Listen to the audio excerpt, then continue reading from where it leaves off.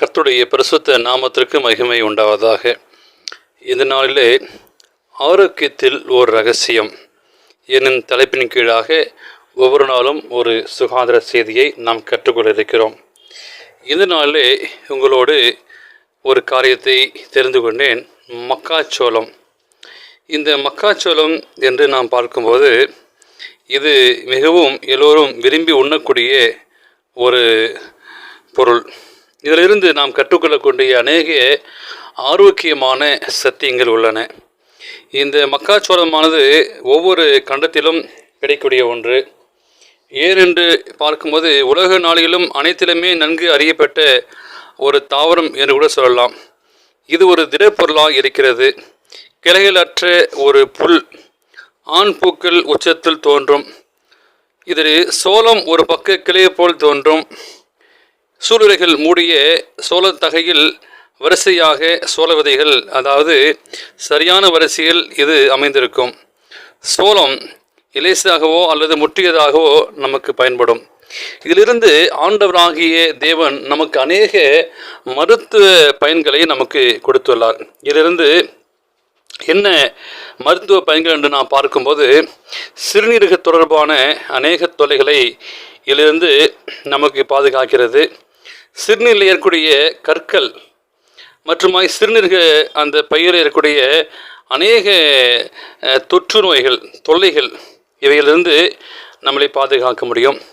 அப்புறம் படுக்கையில் சிறுநீர்கள் கழித்தல் போன்றவைக்கு இந்த மக்காச்சோளம் உண்ணுவதன் மூலமாக நமக்கு நல்ல பலன் கிடைக்கும்.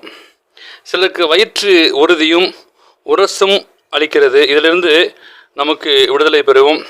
அநேகர் அல்சர் புண்கள் ஏற்படும். இதிலிருந்து பாதுகாத்துக்கொள்ள இந்த மக்காச்சோளம் உதவுகிறது. மூட்டுவாத வலிகளிலிருந்து தன்னை பாதுகாத்துக்கொள்ள இந்த மக்காச்சோளம் உண்ணும்போது அந்த வலியிலிருந்து நமக்கு நல்ல ஒரு சுகாதாரம் கிடைக்கும். மற்றுமாய் தோல் அரிப்பு, அதாவது ஸ்கின் பிரச்சனை, அது வீக்கத்திலிருந்து இந்த மக்காச்சோளம் நமக்கு ஒரு விடுதலை கொடுக்கிறது. அநேகருக்கு இந்த குமட்டல், வாந்தி போன்ற காரியங்கள் ஏற்படும். அப்படிப்பட்ட பிள்ளைகளை இந்த மக்காச்சோளம் உண்ணுவது மொத்தமாகவே இதுக்கு மிகுந்த ஒரு பிரயோஜனமாக இருக்கும். இந்த மக்காச்சோளத்திலே நாம் பார்க்கும்போது பலவிதமான மொழிகளிலே இதை சொல்வார்கள். மலையாளத்திலே சோளம் என்றும் சொல்வார்கள், ஒரியாலே பூட்டா என்று சொல்வார்கள், தெலுங்கிலே மோக்கா ஜன்னா என்று கூறுவார்கள், வங்காளிலே ஜனார் என்று சொல்வார்கள். இதனுடைய பயன்கள் எப்படி பயன்படுத்துவது என்று நீங்கள் பார்க்கும்போது மக்காச்சோள வேரும் இலைகளும் பல்வேறு சிறுநீர் சார்ந்த சிக்கல்களுக்கு இது பரிந்துரைக்கப்படுகின்றன. சிறுநீர் கழிக்கும்போது வலி, படுக்கையில் சிறுநீர் கழித்தல், இவைகளுக்கு இது பரிந்துரைக்க செய்யப்படுகிறது. எனவே இதை நீங்கள் வேக வைத்து கூட நீங்கள் இதை உண்ணலாம்.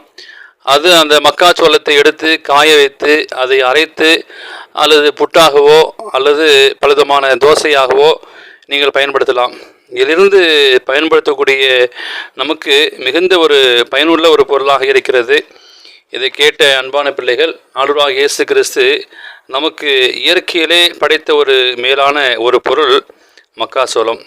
இதிலிருந்து நாம் உண்ணக்கூடிய மேன்மையான ஒரு ரகசியம் என்னவென்று பார்க்கும்போது ஆரோக்கியத்திலே ஒரு ரகசியம்.